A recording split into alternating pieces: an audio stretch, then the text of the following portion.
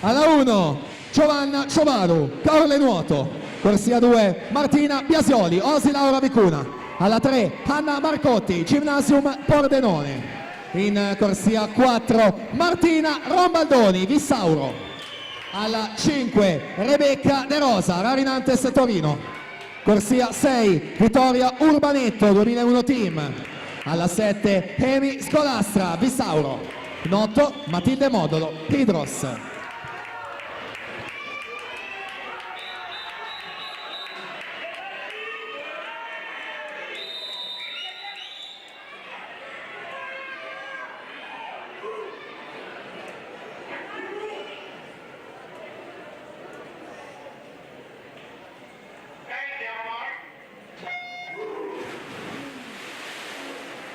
Record Aglaia Pezzato 54,70. Martina Rombaldoni favorita in corsia 4, 56,69 in batteria, specialista dello stile libero, veloce, ieri vittoria dei 200.